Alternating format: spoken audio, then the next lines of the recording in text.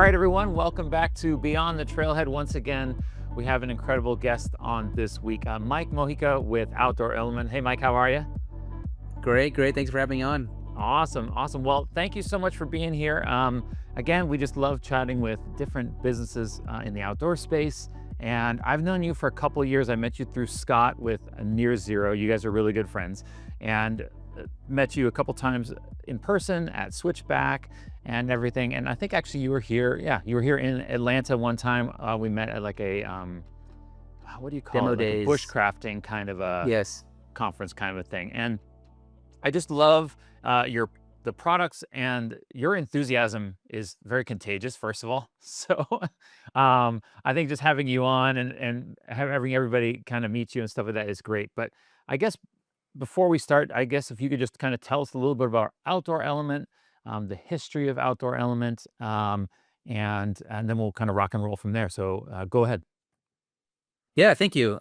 So it started way back in 2012, actually. We've been around for a bit and we're still a small little business, really family operated. I had I just moved, I was in the process of moving from Texas, grew up in Texas, Army brat. At the time I was in aerospace and moving up to Colorado, and I discovered that there was no chiggers or fire ants Yeah. and very little on the humidity, and just kind of like, and beautiful backdrop. We have seasons, we have mountains over here. Yeah. That was the year, we started out Drellman as a side hustle. I was still working in aerospace at S&C, Sierra Nevada Corporation, great place to work. And I rediscovered the outdoors, and it was, for me, I love design and I love the outdoors, and it kind of like just kind of worked together. I was like, hey, if I try something new, it should be this. And that Yeah. first year that I moved there, within a few weeks, my neighbor had asked me to go hike a 14er with them. And I was like, yeah, I heard the word hike and I was like, I'm all in. Let's do this. I love the outdoors, and it feels great out here. But my next question was like, what's a 14er? Because I didn't Yeah. even know what that meant. We don't have mountains so big in Texas. At the trail end of, I guess, El Paso, there's a little bit over there. I guess the Rocky Mountains kind of end over there. But came from the DFW area, and yeah, so he explained what it meant, 14,000 foot above sea level, the elevation, and I'm like, oh, let's do it. And so we did Mount Yale, and it was like a real key point for me, as this was like the beginning of outdoor element. I had a couple things happen to me that really kind of solidified what I want to do with this company. Yeah. The first was, I was hiking up. I was with like three other guys, and we just passed the tree line. So about 12.5 is where we are elevation wise. And I met this girl, and she was on the way down. She went up for a sunrise summit, and so enjoyed the sunrise up there, was coming down, and she was just like hobbling down. You knew something was wrong. And so I got right in front of her. I'm like, hey, like, you're not okay, and she's a little annoyed that I stopped her. But I'm like, what happened? And she's like, I rolled my ankle really bad, just, I don't know, half mile Oh, ago, bummer. and it's horrible. But she probably had like 3.5, 4 miles to go to get to Trailhead. So I had, I actually have it here on my desk. Actually, I had one of these self-adhesive bandages Uh-huh. along with some other stuff in my first aid kit. And so I made her sit down. I took off her boot. I wrapped her up and put her boot back on, and she was really grateful. And we left. And then I continued on this journey up top to Mount Yale, and we got to the top. I think one of the guys couldn't make it. He got a little altitude sickness, and so I'm with two other guys. And I'm like, I just conquered a mountain. I'm like pumped and stoked, and I did some athletic stuff in college. Like, I was competing with a little bit of weightlifting, and I played a little bit of rugby, and I'm like, yeah. And then all of a sudden I'm like, why do I want to cry right now? Like, it became emotional for me. I had to like tell the guys, I'm gonna go look at the mountain over here. Yeah. And I was just like, whoa, like, yeah, I feel like I had a little Moses moment, a little peaceful revelation. Something was like, it was deeper than what it was physically. It was like, it gave me some awesome insight of like, I need to do this more often. I need to get outdoors way more often. And so my two takeaways were, let's be prepared. Let's have something that's going to help you when you're on the mountainside, something goes amiss. And then let's go find revelation. Let's get outside. There's peace to be had and inspirations to find when you're outdoors. And as the year I started outdoor element came back down, I'm like, honey, like, this, I need to pursue this. And so again, it's a side hustle at the time. I'm working for this great aerospace company, and I started making a couple of different items that we launched on Kickstarter. To all you young entrepreneurs out there with dreams, like Kickstarter is still alive and well. In fact, we just finished a campaign, but we did a couple Kickstarter campaigns, and on the second one, it was my fire beaner. It's a little fire starting carabiner. There's one like right there hanging up, Okay. Yeah. and yeah. So we launched this campaign, and I think we did like 130,000 in 30 days, and I was like, oh, people kind of get what I'm doing. This is Yeah. interesting. This is fun. And that's when my boss approached me. He's like, "Hey, Mojica, like I've been noticing your campaign. Are you gonna quit?" I was like, "I don't know, boss. I don't know. This is a side hustle, right? And I don't know if I need to or not." And his name was Brad. He was awesome. He's also from Texas and he moved up here to the South Denver area. And he sat me down one day and he's like, "Look, like, if this is your passion, like, go chase it down." He's like, "You will always have a place here, to work. If it doesn't work out, like, come back. We love what you're doing, but if you need to go chase some dreams and, like, we don't wanna stop you." And so, he gave me that safety net, and I think my wife prayed for, like, 6 months, like, "Hold up, we have 4 daughters. You have, you know, good benefits, good health benefits, right, and stuff like that," and she's like, "And then you're gonna quit, and we will have what as far as benefits? We'll have no benefits at all, you know?" And so, "Can I do it?" And she's like, "All right, you can do it." So I needed her to be all in, Yeah. you know, before I always feel like, hey, this is a covenant relationship, and we both got to have that same vision. And so, yeah, so she essentially gave me that permission, and I jumped in. It was it's probably been 9 years since I quit the the full time job to do this full time, Yeah. and it's been great. I mean, it's definitely been a journey. I can't say it's been all like rainbows and sunshine or anything. We've had a lot of hiccups. I've had a couple of partners that it just hadn't worked out. They have different life goals, and so it's back to being a real family oriented small business. My wife works here full time with me. My kids are like on the other side of this wall stuffing fiberlight right now and making some bracelets and just getting ready for some, you know, delivering some POs and some goodies to our customers. And so it's been great in that term. But there's also some other hardships that many small businesses face, and you know, we've had to deal with tariffs. We've had to deal with sometimes inconsistencies, sometimes packaging issues. It's like all kinds of little things. Like Yeah. we like to try to be like eco-friendly in all of our design work and everything. So most of our packaging is like has very little plastic. And then it's fun. You get things in from China and everything has a poly bag. Like I just ordered like 10,000 items and then they had like 10,000 plastic sleeves. And I'm like, wait a minute, guys, I told you not to do this. And they're like, Yeah. oh yeah, we were going to wrap it in paper, but then we ran out. I'm like, no, we're not doing this. And so they've agreed since then, like, oh, we won't do that again. We're really sorry. I'm like, no, it matters. I know the customer won't ever see it, but I will, and I know. And so I kind of let them know like what our, you know, ethos are, you know, like we love being outdoors, love being prepared, having true utility, but also being eco-friendly. Like we love the outdoors and we want to be able to sustain them as long as possible. Yeah. And so, you know, just a few of the little hiccups and opportunities to grow. But there's been many, many more. So, Yeah. in a nutshell, outdoor only, yeah, we make survival gear. I failed to actually say what we make. Yeah. So, No, adventure I survival got mine. I gear, told you I got mine right here too. awesome. Yeah, so So that's our Scout Feather Knife. It won, Best Survival Blade of 2025 by Backpacker Magazine, and then we had a UK account, say that we were the best fixed blade, which was awesome. I love getting some accolades when I didn't even know they were looking at it. And, we make little, fire starting carabiners, some that break windows and cut through seatbelts, and then, just a variety of little yeah. camp, little accessories Yeah. is we don't make the tents, we don't make the backpacks, we don't make the big things, more on the small side, very, very mechanical. A couple of textile things. This is Charlotte's Web hanging up behind me. So kind of a camp organizer. So sometimes I dabble in textiles. I Yeah. have a minor in textile And design chocolate and too. nothing. Oh, that's a different one altogether. Yeah. Yeah. That's a, you know, that's a good point that you bring up. So I'm starting a little chocolate company and like I was just reminded, like, we are dynamic people, right? And some people see Yeah. you and they kind of pigeonhole you into like, this is what you do, you know? It's like, and to any individual, like, there is some dynamics, there are different things going on in people's lives, and sometimes we have different interests and hobbies. And that one spurred from me having some gut health issues, and my wife kind of bring me on this journey of like, let's get healthy. And then one day I woke up and I'm like, can I make chocolate healthy? You know, Uh-huh. and I've had this little journey. So that is yet to formally start. I want to say my formal start date will be November this year. I want to go to a little trade show and introduce that. So we need to get.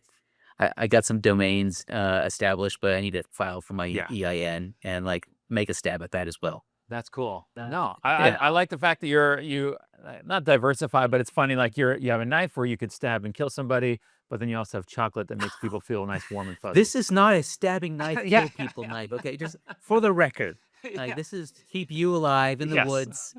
Um, if it's used for self-defense, like, that's beyond the design that's beyond the scope, design, intent right there, you know? I So, wonder if I could do this in my we're office, if it's gonna let's see it. Throw some sparks at you? I don't know. whoa, There we go. oh my One stuck gosh. on the blade too. It's definitely So don't burn the house down. definitely Yeah. definitely on my desk made of wood.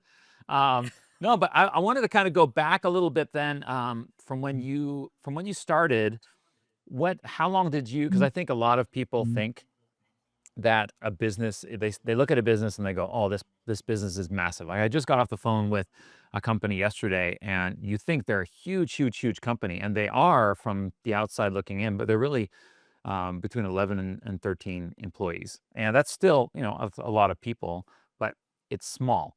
And from, outside looking in, people think, oh, outdoor element, like they've got all these things and stuff like that. But from starting your business and working that full-time job as well to when you quit, how long were you still working at that engineering job before you were finally had to kind of go, I need to go all in on outdoor element? Yeah, great question. I it was right at 6 years. Like, Yeah. it was a side hustle for a while, and I just decided it needed the full attention, Yeah. to really give it some lift, and so it's yeah, Yeah. it took long.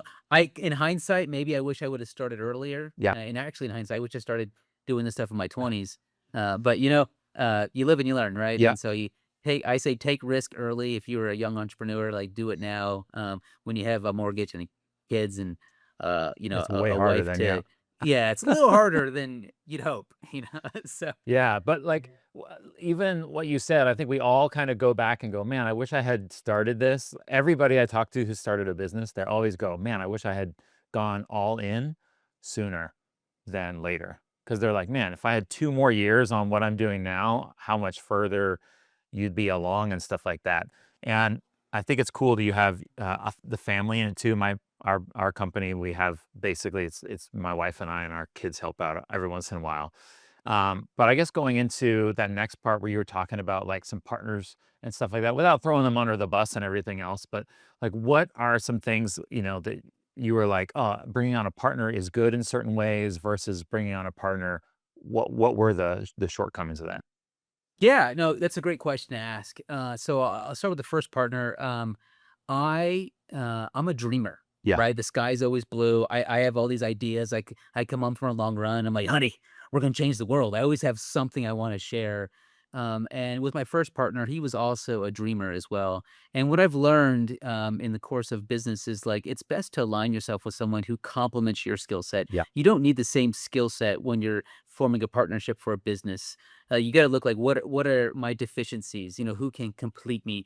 And I've mentioned to my second partner, like this is a second marriage. Is what this is like. This relationship has to work on like a new level, and we're gonna have disagreements, and we have to have the maturity to sit down and talk things out, right? And it's okay if we walk away agreeing to disagree, but we have to be able to communicate that.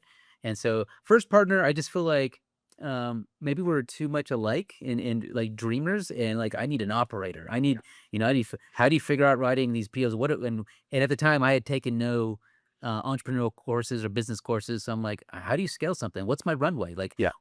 what should like my landed cost be for this to be a sustainable business model? And all these little questions that I wasn't sure of. I had great ideas. I dreamed this thing up. It's going to be amazing. What should we sell it for? I don't know. And so that's kind of where we were in life. And then the big lesson learned in both of these situations is like first date each other for a while. Don't just jump into Yeah. something. Right? Someone recommends so and so. Okay, let's do it. Like, no, you guys need a date. And I think I didn't date long enough with my second partner to understand who he really was and what his expectations are. And he was also a little older, and in in in that respect, like he has life goals. He wanted to move on. And he wanted to uh, go go to China and teach English classes. I knew that was one of his aspirational goals, and which is awesome. Like it's Yeah. great. And initially we're like, "Hey, like, let's build this thing. Let's build this thing for, like, 3 to 5 years and then sell it and move on." And, I mean, I have a bazillion different ideas of what I could do. And there was always this like carrot hanging out, like, oh, Bass Pro is talking to us. Oh, REI is talking to us. Oh, we got this, we won this accelerated program with Moose Jaw. And so it kept like pulling us along, but like dragging out this timeline. And what we did not have with both partners, you think you fell once you learn, but I got to fail a couple times. That's who Mike Mojica is. Like, he's got to fail at least twice to really understand what he needs to tweak. And what I failed to do is like I really didn't have a really solid agreement between partners. And then you have to abide by like the rules of the land, right? Like Yeah. when someone leaves, what happens, right? Do they maintain equity? Do they not? Do I just write a check? And there's like all these things that like had we written out um, a real operating agreement between partnerships and what a divorce looks like, Yeah. it'd make life a lot easier. And because that's not there, it's like I'm I'm still working out the details right now. Yeah. And we don't hate each other, you know? It's just like it's not working out and that's okay. And it's okay if someone moves on. And I'm trying to carry the ship, and I've learned a whole lot, so I feel like I'm a lot more capable, and we've written out a lot of SOPs. That's another thing, guys. If you're a young entrepreneur, like standard operating procedures, you write those things out, and then you tweak them as you go, but you need to have this living document just in case someone comes in or someone has to leave, you have something with all the information there that you can fall upon, and then hopefully that becomes a nice training, asset you have when you bring on some new talent, or you bring on your wife and you're like, "Hey, follow these things." And so we had some rough ones that weren't perfect, a lot of like, "It's in my mind, honey. I know how to do this." And Yeah. she's like, "Mike, this isn't good stuff." And I'm Yeah. like, "Okay, let's go through." And so good lessons learned there. But yeah, it's hard. And not every partnership works out. In fact, a lot of them don't. So I'd say be used to that, and get those when everything's great, when the potential there, it's a perfect time to have an agreement, Yeah. right? So put things in writing and say, let's play the what if games because sometimes they happen.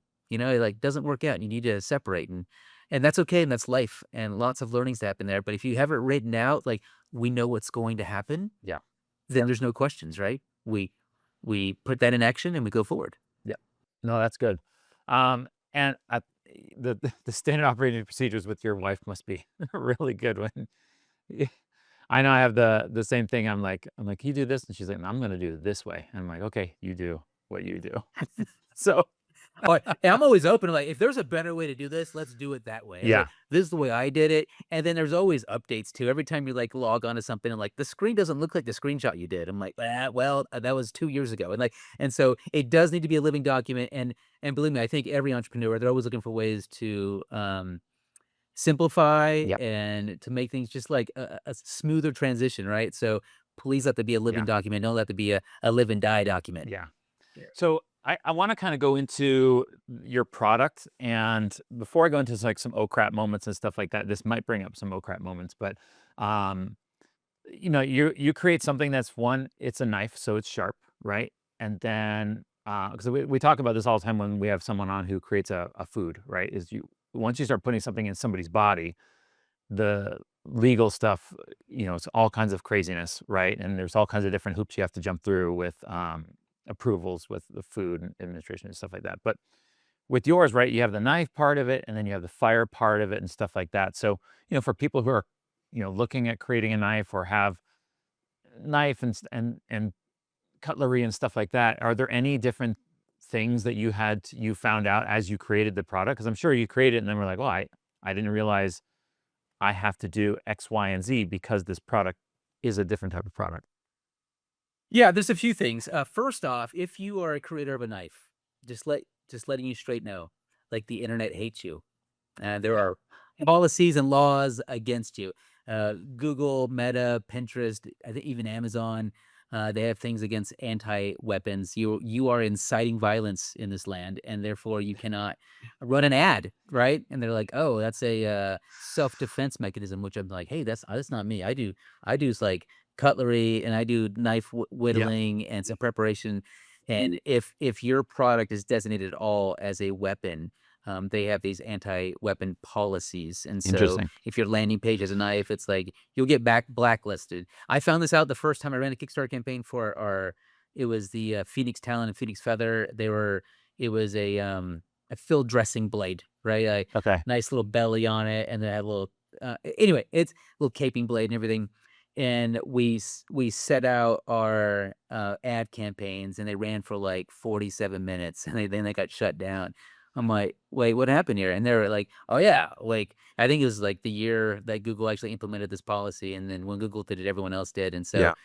it's this interesting dynamic you have to, like, fit in, so, always designate your knives as cutlery, "Hey, you can use this in the kitchen, cut your meat, your lettuce, whatever you want," and if it's seen as a weapon, then there'll be some anti, whatever your business is Yeah. policies against you, and I've had to face that numerous times, and I've gone around it too. I've worked with a couple ad agencies when we're running a Kickstarter campaign because I haven't paid for an ad in, like, 4 or 5 years unless it's a Kickstarter campaign, so we have a third party that will help us out Yeah. and run some campaigns, and they're always really meticulous, say, "Hey, this is cutlery," and then they have to fight Meta or Google a few times, and I just step away. I'm like, "You guys are the expert at this, I'm Yeah. not," so I'll step away. And yeah, so that's hard. And then also shipping. We discovered when we ran this on Kickstarter, we did really well. It was like $250,000 we did in 28 days. Wow. This and our what's that flat one called? I don't know, the flicker feather. So this is the scout feather, and then the chisel grind is the flicker feather. If you're any birders out there, the northern flicker is a woodpecker known for its chisel beak. That's where it's a chisel grind knife. And my dad is a little cabin in Tyler, and he gets tormented by these northern flickers, and so I named it after his nemesis because I thought it was funny, and I like chisels, and so I'm like, anyway. But what we found out was like there are many countries who do not allow you to ship knives, regardless if they're Yeah. cutlery or not. They're like, oh, it's a knife, and so we probably lost a few $1,000s, probably $3 or $4,000 shipping out, and then either it gets rejected or it just gets confiscated. And then you Huh. have to return the money to the customer because they can't get it. Yeah. And I'm like, "I don't know your country's knife policy, man. Like, come on.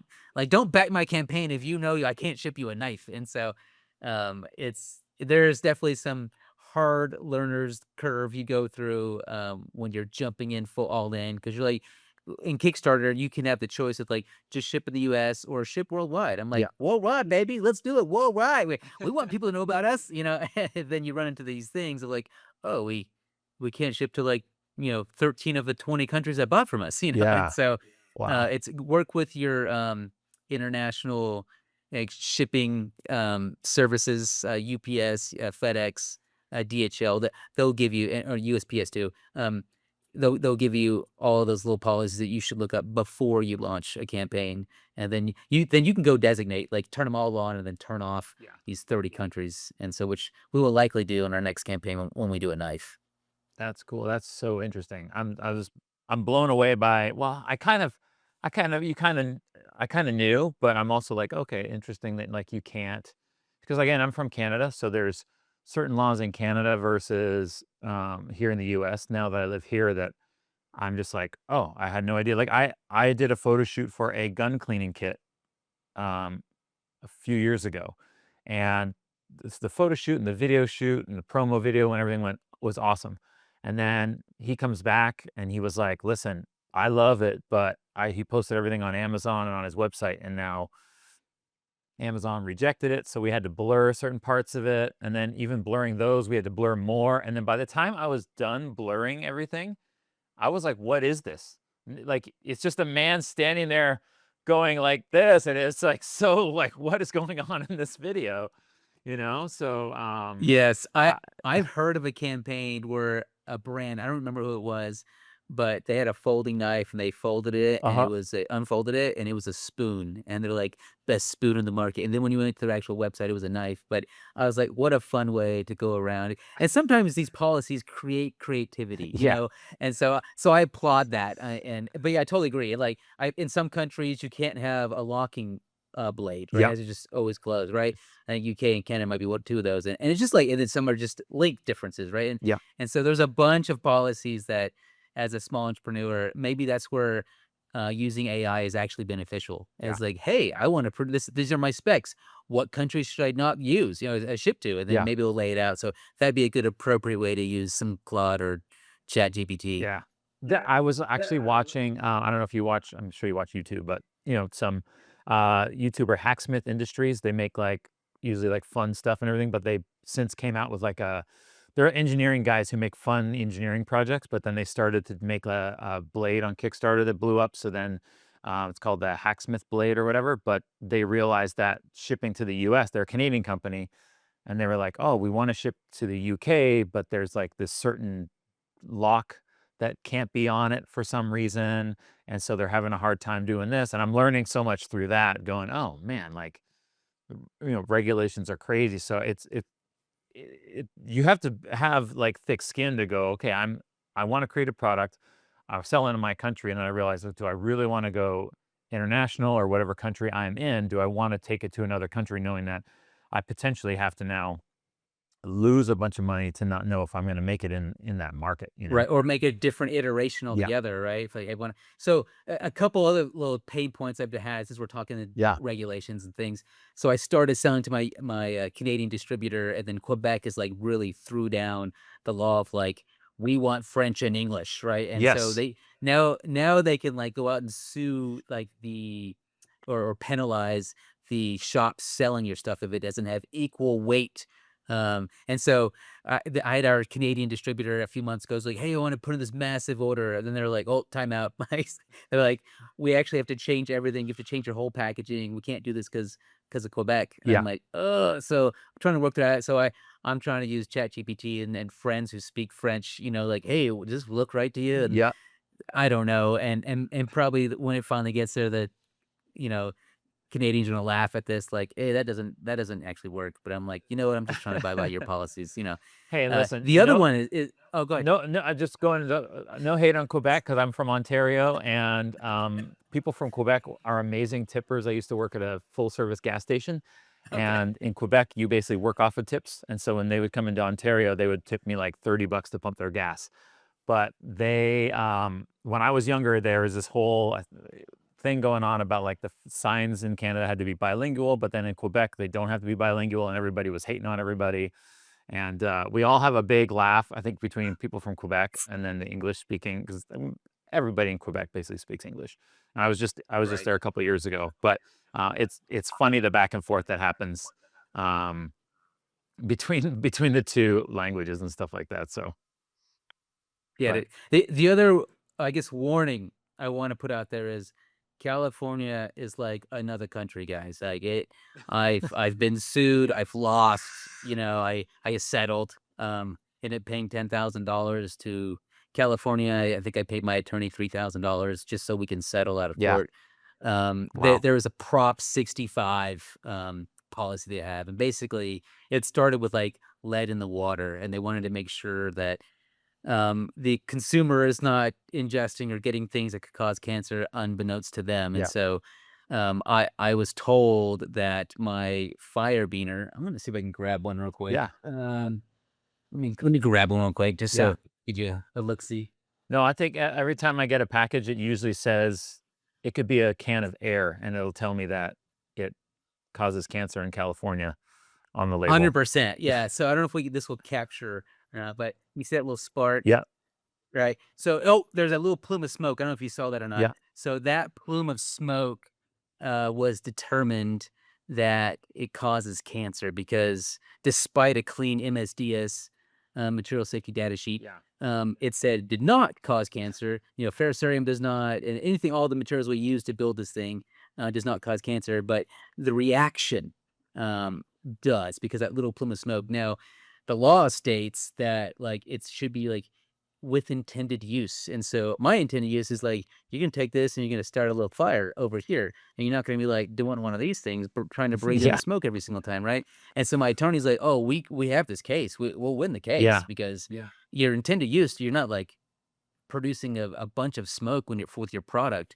And but the problem was we had to take it to a third party lab, do all this testing, have a third party expert go and testify. And so my attorney's like, "Yeah, all we need is $120,000 and then we'll get this settled. No big deal." And I'm like, "All we need is $120,000? Like, where are we getting that from?" yeah, And so I settled, and essentially had to put that little mark on there, yeah, Prop 5 warning cancer labor, cancer issues or possibilities there.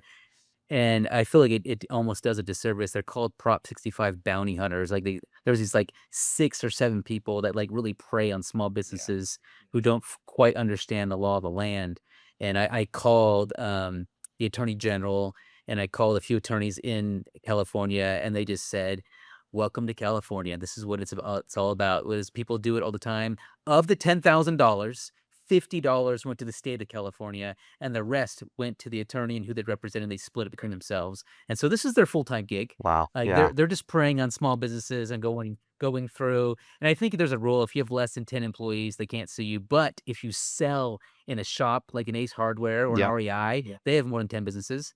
And then you sign an indemnification agreement when you sell with any wholesale account. And so they were like, "Oh, we really wanted to sue REI," and of course REI is like, "Sorry, they signed this indemnification agreement, and so you get to sue Mike Mojica." And I'm like, "So do you Ah, really, yeah. do you want to just put us out of business?"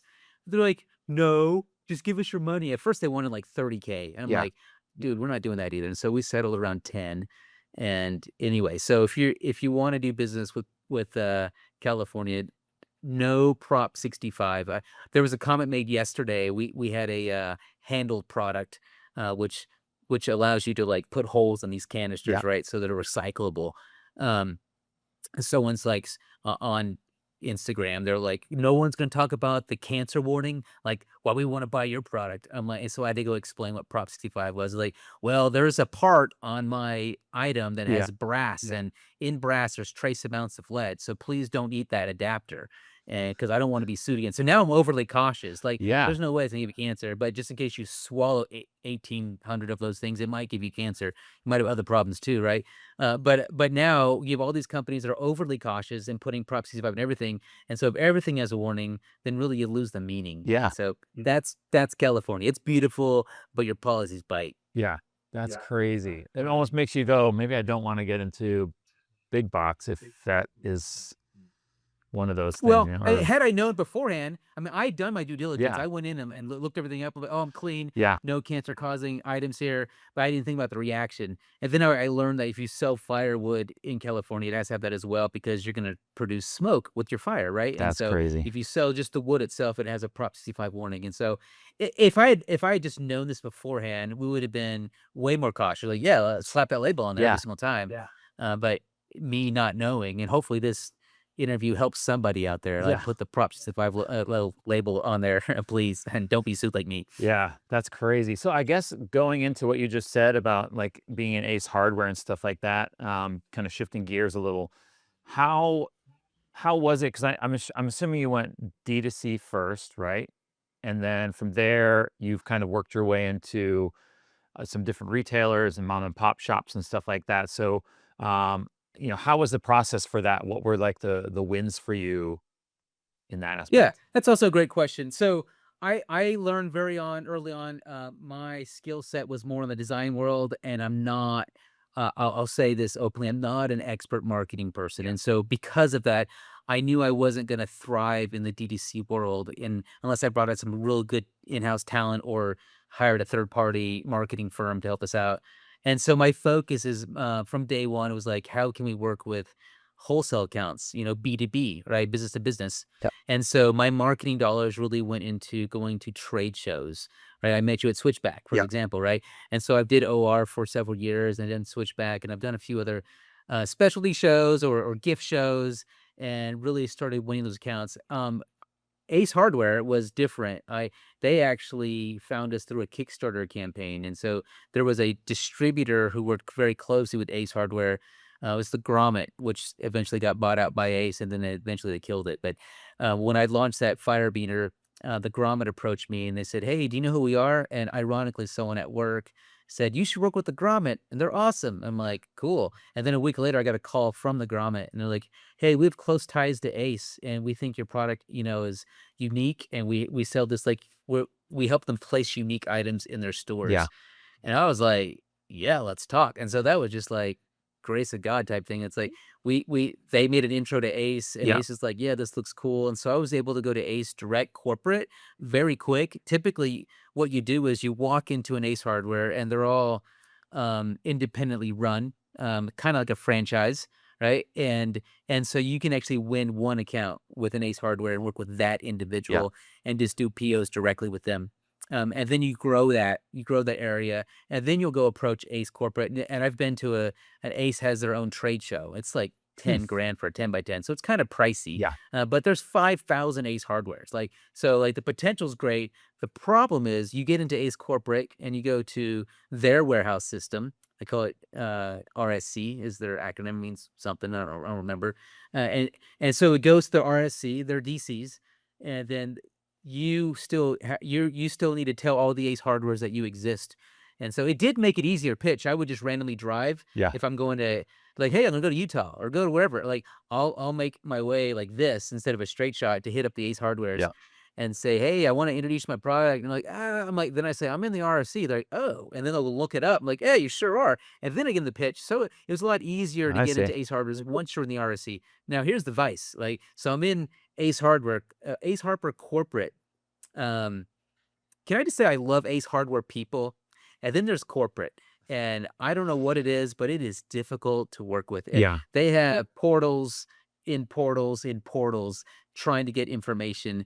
And then I would get these paid invoices back with all these deductions. I'm like, what is going on here? So then I would drill down, create a new login for something, and drill down, create a new login for something else, and figure out like, oh, you said that like 7% of my stuff was defective and that I didn't ship you all of the product. It was lost, even though my USPS or my UPS number says it was delivered, Yeah. right? And they're like, oh, to prove that, you need to give us the signed paper that goes away in 60 days, but then they pay you net 60. And so you don't know you're supposed to go screenshot that now to some archive from UPS and you have to go like plead to them, "Can I have that?" Yeah. And so it's always this little headache chasing money. I hate chasing money. I Yes. just want to work with people who pay, right? And so I feel like I was chasing the whole time. And then I started looking at defective rates and I'm like, "Hey, if I'm shipping you like thousands of carabiners, right? But I'm shipping REI tens of thousands of carabiners and their defective rate is 0 and their return rate is less than 1. Like, how come yours is like 12, Yeah. 12%? Like, why? And and how come they've never lost one item, but you have every single PO? But that was my experience. I'm not saying everyone else's is like Yeah. that with Ace Hardware, Yeah. but this is what I was dealing with. And so a few months ago, I decided to turn off Ace Corporate. I was like, this doesn't make sense financially. I'm already dealing with heavy tariffs. Uh-huh. And so combine that with like constantly chasing money and things being deducted out. I'm like, it doesn't make sense. And so I had to end the relationship with Ace Corporate. Ace individuals, I still work with Ace Hardwares on an individual basis, and it is a beautiful relationship.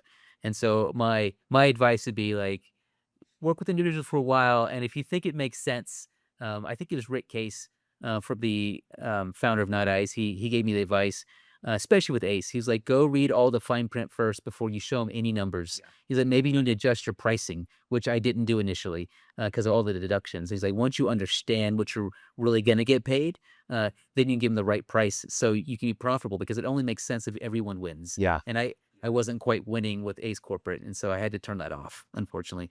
But back to the original question, I'm going to outdoor retailer. I'm going to Switchbacks. I'm going to there's a Denver gift show, and there's just a bunch of little shows that I'll go to find wholesale accounts. And you get in front of people like I design stuff and you sell stuff. So for me, that's a good marriage. Like you know the art of getting in front of a customer and selling things, right? And then there's an art behind your packaging, right? That's a big thing. Every single buyer is like, show me the packaging. That does the consumer understand what it is? And so I've learned that QR codes are very helpful.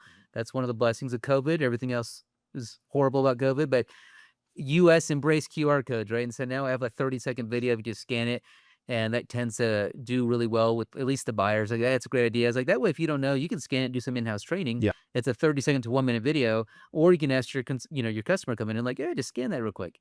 And so that's been helpful. And so want to make it pop. You don't want to blend in. You don't want to be the noise. You want to be the signal. So I would advise. I went into like a bunch of Bass Pros and Dick's. I went to all the like the Yeah. Walmarts and everything. The stores. I just looked at the I looked at all the packaging and I'm like, I could probably design something, but I want to be a little different. And so I did my best to like did my own spin on it. And I've had a few people say, "That's beautiful packaging. Who'd you hire?" And I'm like, this guy, because I can't afford to hire anyone else. And so, yeah. So you'll wear lots of hats, obviously, as an entrepreneur, and you probably know that better than anyone else. Yeah. No, that's great. I mean, that's such great advice 'cause I love the for me doing the marketing side of things for years, I think hearing them that marketing point that you just made, like, you just went in and looked around and were like, "Hey," because there's so many packages that don't stand out that, you always watch Shark Tank or whatever, and you see like, "Oh, this is great, but we need to change the packaging right away because it's just garbage," And walking in there and looking, I think I've said this once before, on the podcast, is I had a couple one time, they basically reached out to, people that I had shot a wedding for once before, and they reached out to them on Instagram and were like, "Hey, how is it working with Craig?" Because on my website, I have a couple of testimonials, right? But everybody's only going to put their best testimonials. You're not going to put when someone says something bad about your product, even if it doesn't make any sense. You're not going to put it. So I was like, "Oh, this is such a great thing." So they went out, they DM'd like 3 or 4 of my past clients because we tagged them all. And they said, "Hey, Yeah. how really was it working with Craig and Unjung?" And all 3 or 4 of those people, thank goodness, and we've never had any problems with anybody, but they were like, "Oh, it was great," and everything else. And they went and looked in another space. And I think for creating a product, especially if you're gonna have it on a shelf somewhere, or even to get ideas and everything else and to stand out, you go out there and look and go, "Okay, all these other colors blend in, but what color can I make that's gonna stand out? How can my packaging stand out? How can my product stand out?" So it's not just on the web because, yeah, you might be selling online at first, but next thing you know, you might be in stores. And next thing you know, your product might just blend into everything else that's on an end cap or whatever. So I think it's cool. I mean, I love your packaging. I thought you had someone design it. So, and I've talked to quite a few Thank you. people No, actually I appreciate it. that they've designed their own packaging, and I'm like, "Oh, you did that yourself? That's awesome." But then I've also seen other people that have designed it themselves, and you go, "I can see that you designed it yourself," Yeah. and Yeah, I was an art major for a year, and so this it fills that itch. So I'm like, you know what?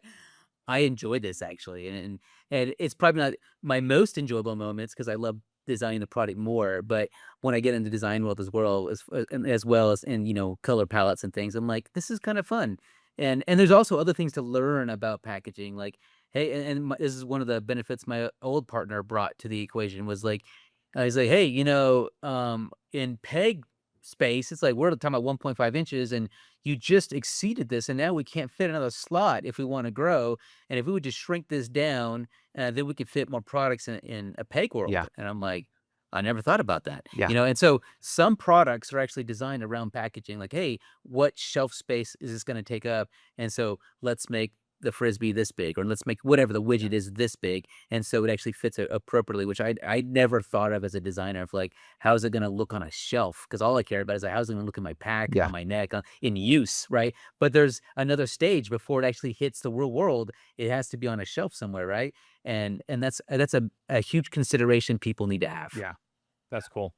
So I guess before we kind of close out a little bit, I guess 1 or 2 more questions I have for you is, if there's like a customer story, or a customer testimonial that kind of hit really hard, because I know you create a product that is, from bushcrafting to ultralight backpacking and everything. We all need something to cut some cordage, start a fire. For me, I go ultralight backpacking. Most of the places I go, I'm not even allowed to start a fire, right? Especially with all the fires Mm, going on right now.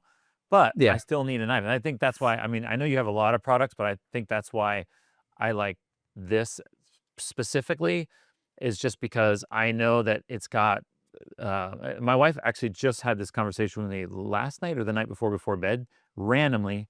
And this isn't about a knife or ferro rod or anything, but it was just, she goes, "Hey, do you carry a compass with you?" And I was like, "No." And she's an outdoorsy person. She kind of just follows me as I go. And I was like, "But I have a compass on my watch. I have a compass on my phone." I was like, "I know how to follow the stars. I know how to follow the sun." And she was like, "But you still need it." Like, she was like absolutely adamant that I must have a compass with me. I was like, "I know how to build a compass." So, like, if I need to build a compass, I'll just Yeah. Yeah. I'll pee in a little hole and I'll make my own compass. Um, but Call Broughton up. They'll send you one. They'll send you one. yeah. But with a knife, like it's something that you need, and I'm sure you have some customer stories that would probably hit pretty hard over the last how many years. And so maybe there's one that you can kind of tell that really makes you kind of Yeah. every Well, day go, this is why we do it. can I share 2 quick ones? Yeah. And oddly enough, both of them are not a knife, but it warmed my soul. I was like, "What?"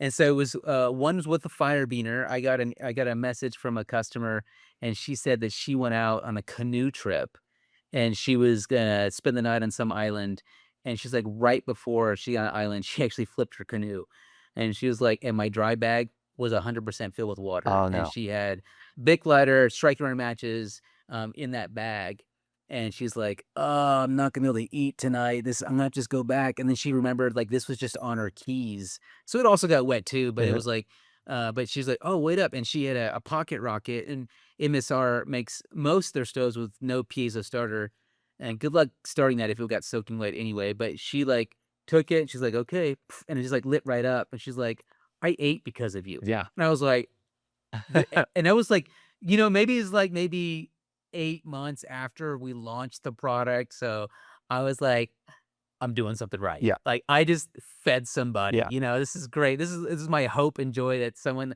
utilized it in a way that was, like, really useful. It wasn't just like a backup, right? Which and so I was like, "Yeah, we're man, can you write that in a review?" I don't think she ever did, but I was just so excited to do that. And by the way, I used a third-party review thing on our like, in our, website, and so I can't control what's the bad ones or the Yeah. good ones, but, most of them are good, so I'm grateful for that. The other one was this. I had, our Grand Canyon account reach out to us, and they explained, that their campers were using one of those traditional green Coleman, Mhm. 1-pound propane canisters, and that perhaps they didn't use it all the way and they threw it away. We're not supposed to throw away or recycle unless they've been pierced, right? And they threw it away and ended up in a big garbage truck. And then when it did the whole compacting Yeah. thing, it pierced it, caused a fire, and they could not empty it in time. Protocol says dump it out on the road. Fire department comes, puts it out, but they couldn't do it in time. And so the guy just bailed, and then they lost the whole vehicle. And I asked the buyers like, "Hey, I don't even know what one of those trash trucks cost. What is that?" Yeah. She's like, "It was a $500,000 loss." And she's like, "And that's why I'm on the phone with you right now, because my director told me we can't have this happen again. And I know you make handled. I know you make this product which allows us to pierce these canisters." And this is one of those unsung heroes. Like when you think outdoor element, most people aren't thinking like, "Oh, I want a pot gripper," right? Yeah. But I really feel like it solved a major problem that most of us don't know we have. I did a survey, 1,100 people took it, and 66% of people said they didn't know they're supposed to poke holes in those canisters, the small isobutane or the Yeah. larger ones before they toss them. And so I'm like, "Oh," and so I'm creating this dialogue, this conversation. I'm hoping people ask, like, "What the heck is that dongle Yeah. for?" Like, that's usually not on a pot gripper, right? Then it creates that conversation on the campfire, and it prevents those fires. I love a fire, right? Fire is life-saving, Yeah. life-taking, right? And we have to remember it's life-taking, and so we need to treat it responsibly. And this is kinda my stab at like, hey, it was also my pain point. I had a bucket of used canisters. Intuitively, I'm like, I shouldn't throw these away because it probably caused a landfill fire, which is that's where most of the fires are made, in landfills, which is awful because it's a horrible chemicals, Yeah. and it's a waste of resources. We're sending up the fire department, to put a landfill fire. But I'm like, "Hey, like, it solves that problem where I can poke holes in canisters, not burn myself." How many of us have burned ourselves on those integrated handles on Oh those, yeah.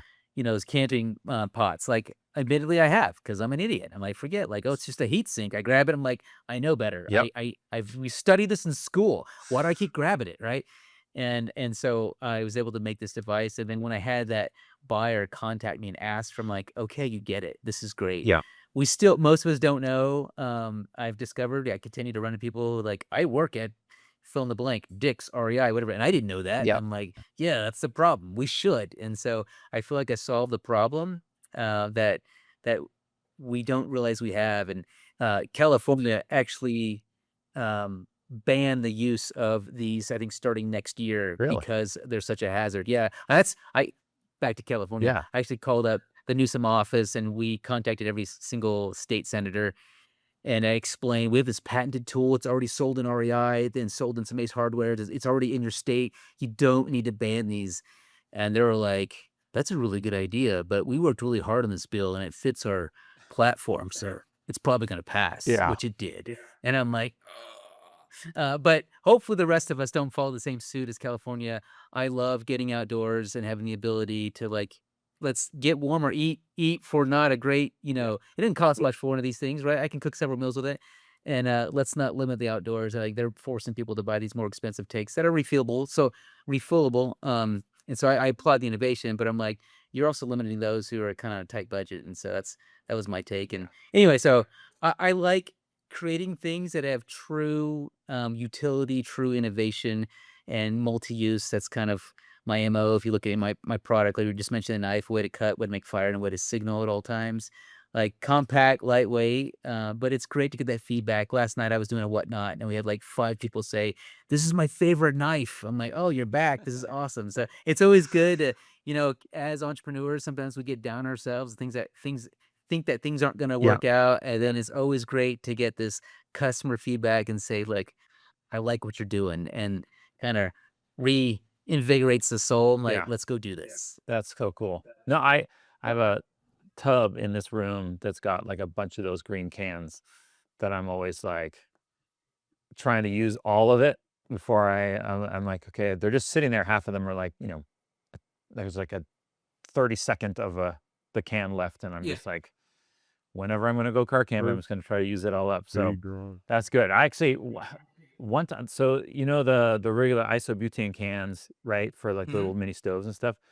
I was camping with my wife, and we bought 2 cans, 2 of the small cans, and one of them, once I used it, the little ball bearing in there that kinda seals up when, you take it off, it was leaking, and so I'm in the tent, and I'm Oh, like, "I've never had a can leak," and I didn't know they could leak, and I'm in the tent, I'm like, "Something smells," and I had the bag in the vestibule, we had just finished eating, and I had taken it off and stuff like that, and I'm like, "What's that smell?" And I'm like, "Oh my gosh, I hear," like, you're lying down, it's dark, I hear yeah. something, and it's just light.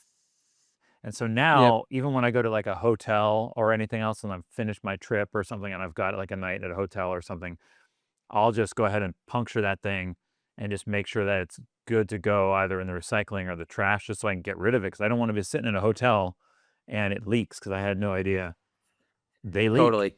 So, They do leak. And you know what? That's another point I wanna bring up. The propane canisters, many people will refill them, yeah. right? Which I'm not opposed to, but the seals, they break down after about 3 years according to the OEM manufacturer, and I met a guy who had no eyebrows because they leaked. And so he's like, "I was ice fishing, I had a buddy heater, and I had 2 of these in Yeah. my bag that I always bring, and I'm the guy that refills them because he overheard me talking, so he came to my booth, and Yeah. he's like, "No, they do leak," and his eyebrows are, like, slowly growing back, and he's like, "Yeah, I went to, like my buddy heater went out, and so I grabbed the bag, and I just unzipped it really fast, and it's static discharge," and he's like, "And it just flash burned in my face." He's like, "I was wearing sunglasses, but it just removed Wow. my eyebrows." He's like, he's like, "Tell your customers they do leak. You're not just telling a story that I'm the guy." And so, I get a little I tend to burn it out. I'll have my little Yeah. stove with me, and I'll just, like, set it out on the balcony. I've done this at several hotels when I'm at doing shows, Yeah.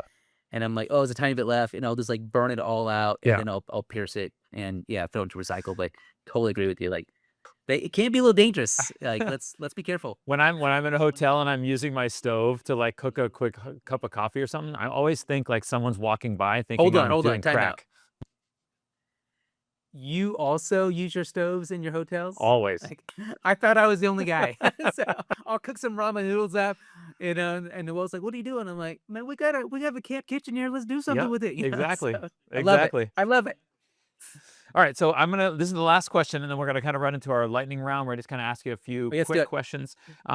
But what's one advice that you would give for someone maybe on the trailhead at the beginning of their business, creating a product or service in the outdoor space? I would I mentioned this before, write it in paper, you know, what are your skills, your truths, what do you shine at? and then recognize, do I need a partner? And then when you get a partner, like make sure that fills the gaps and have a real solid agreement.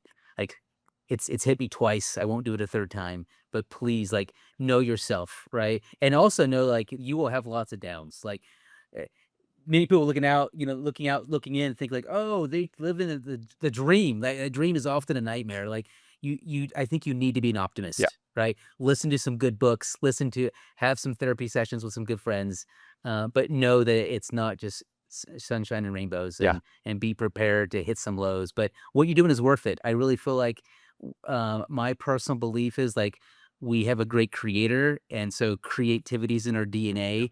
And so when we create, I think God smiles upon that. I think we all humans are meant to be creative. I don't care if it's on an Excel sheet or creating new gear. Like, be creators. There is joy that happens when we create. So continue being creators. Awesome. Well, thank you, Mike. And if people are looking for Outdoor Element, where can we find you? How can we buy anything from you? What's the easiest way? Yeah, outdoorelement.com is our website. We're also found on Amazon. We're sold in most of the REI shops. We're like in 130 specialty shops. So be on the lookout. If you're on some trailhead that has a outdoor gear shop, go in and check us out. If they don't have it, say, hey, you should carry Outdoor Element. That would really help me out. And then we're, I think, in 19 national parks. And so we're out there. We're smaller gear, so Yeah. you gotta look for us, but we are there. Like, but outdoorelement.com is probably the easiest way to go. Always willing to ship out. Awesome. Well, great. I love seeing it when I see your product or when I see anybody that we have on the pod and I see their product. I'm always like, I walk up, my kids are like, don't you know that person? I'm like, yeah, we know that person. Like, that's their product. Oh my gosh, that's so cool. They're like, that's that cool product that you talked about.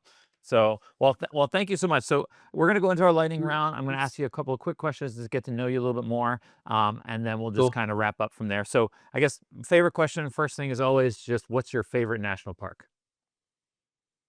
Ooh, I got 2 that I go back and forth. I love Bryce Yeah, Canyon, and I love the Redwood National Forest. There's nothing like Bryce. You got these crazy hoodoos pressed against this, like, red rock, and then these beautiful pines, the greens yeah, pressed against it, and it's kinda, like, out of the way national park, and so it's not currently yeah. overpopulated. A lot of these parks are just stuffed with people, and you Oh really gotta yeah. hike in 3 to 4 miles to really enjoy it. This one, it's like you're there, and it's like, bam, crazy hoodoos.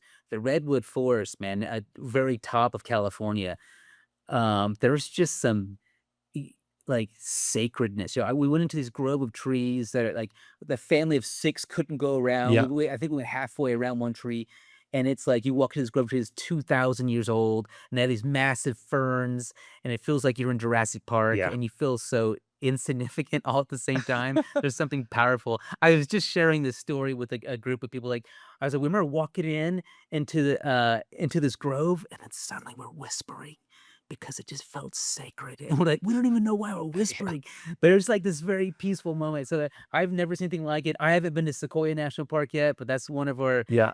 on the bucket list we need to hit up. But those 2 parks are really special places for us. Awesome. All right, next is tent, hammock, Tent, or cowboy hammock, camping. or converging. Um, Tent. Tent. Yeah. Most people say tent. I would love to. I would love to I cowboy would camp love to more. cowboy But camp every more, time I go to but every try to time I go cowboy to camp, try like to cowboy me and my camp, it'd be daughter were more just for at the North get Dome in Yosemite, cemetery. and I was like, "Oh, the Yeah. weather's perfect. Let's just camp outside." And she's like, "No, a like a bug's gonna come land on my face." And I was like, "Okay, well, let's leave the rain No, a fly spider off." would just crawl in your mouth. Yeah, and then we're like, "Let's leave the rain fly off." She goes, "No, because then I feel like someone's staring at me while I'm sleeping." And I was like, Oh man. "What?" So, um, So in Texas, it's common, right? Just sleep yeah, outside under the stars. I distinctly remember doing this one time. I was with a bunch of guys, and I slept outside, and it was like the one night it froze, right? So I'm freezing. I also like didn't have a sleeping bag, yeah. and my buddy said he was gonna bring one, but then it didn't happen. I'm like, who cares? And I had like this lightweight jacket, and so I wake up just freezing cold. I'm like, this is not the way to Yeah. enjoy camping. So I tried it a few times. In the tent's the best way. All right, next question is favorite trail snack? So, great question. I turned into a kind of a naturalist. I'm a runner too. I've run like 100 miles and stuff. And then my buddy started eating like Ritz crackers and like peanut butter balls and stuff. Yeah. And so I like something like a little bit of nuts with a little bit of chocolate because I want the salt and Yeah. occasionally, the sweet. And so I fall in that category. I used to eat all the chews and stuff, and now I think they're kind of gross. Yeah. But that combined with some jerky, I'm a happy guy. Nice. And what's your worst trail snack you've ever tried? Worst trail. There's a few like I don't want to throw them on a rug, but goo like GU Yeah. like there's like Yeah. I need to hit an energy. Like the chocolate is okay, and but when I go with like the fruit flavors, I think they're Yeah. hideous. It's like I have to choke this thing down, and They burn your I'll use them a throat lot when when I I'm. go when I take them, my throat is, Oh, like, on fire, and I'm, like, chugging water. I know you're supposed to chug water with it when you take it, but right. it's like a throat burner. So, Yes, it is. It's something that's I think, "Oh, it's small and it has, like, enough calories, like, this is good, yeah. I'll put these in my Yeah. pack or whatever," and then I'm taking it, I'm like, "I hate this," Yeah. And so Alright, sorry, Goo. next question is biggest, splurge you've ever done for your business? For the Yeah. business, getting into this warehouse, that was a scary thing and an ongoing splurge. I don't know if it constitute a splurge or not, but I'm like, paying overhead Yeah. rent is scary for a small business owner, Yeah. but we had, like we're 2 guys, 2 basements at the time, and it was just, like, packed to the Yeah. gills, and my wife and his wife was like, are we eventually get our house back?" And then we found this place, which ironically is the same building I used to work in my 8 to 5. They moved and built a bigger Oh, no campus, way. and I'm in the same warehouse that I used to work in, so kinda cool. That's crazy. Alright, next question is, I always like this is one of my favorite questions, is if you could collab with any brand or create, like, a product, slap their label on it with yours, what would that company be and why? Hmm, good question. I've done a couple collabs. I've done some with Wazoo Gear. This is their necklace. They make a fire card for us, and I'm doing one right now with P&W Bushcraft. They're making this travel tray. I'm fascinated with their travel Yeah. trays, and it's awesome. So the Pen-Metheus pen is in there, and then I collaborated with Right in the Rain. I feel like these guys complement what we're doing, Yeah. and so P&W is holding our product, right, and then Right in the Rain allows us to use it on there, and so I kind of hit this sweet spot where I did 2 collaborations at once with their Kickstarter campaign. But it'd be interesting. Right now, I'm talking to a chef.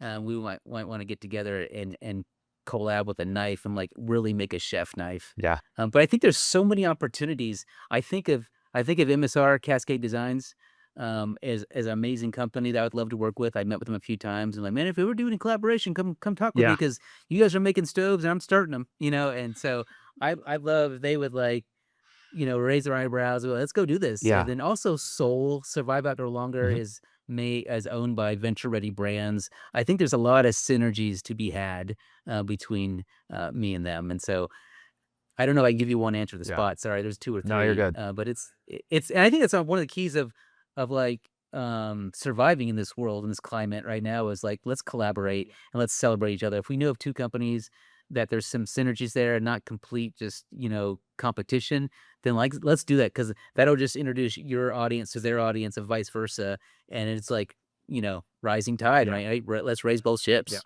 That's cool. Alright, last question, and this might be just your wife describing you, but what's one word that your employees would use to describe you? I'll use a hyphen. Overly optimistic.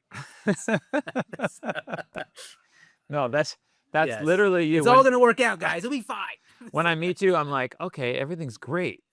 And, Yeah. I'm very optimistic as well, and Yeah. my wife really like you were talking about with having partners in the business and in marriage too, it's kinda like when you're down, they're up, and when they're down, you're up. It's like that whole, thing, and I'm like, "Oh, I'm having a great day today." And not that we're always one's down, one's up, but, when one's Right. really down, the other one's like, "Oh, everything's gonna be okay?" So, that's cool that you're optimistic. So, well, great. Thank you so much. I mean, I learned a ton just about knives and that whole, the partnership part of it and the shipping part of it and everything else, and I think that a lot of people that are, I think, in this space are, garage-sized companies are learning a lot, and even big companies, I think, still learn from the little guys, so to speak. So, I mean, Mike, thank you so much for being on. Everybody, if you're looking for a survival item of any kind, check out Outdoor Element. And we look forward to the next podcast. Thank you so much, Mike, for being on, and we look forward to the next week.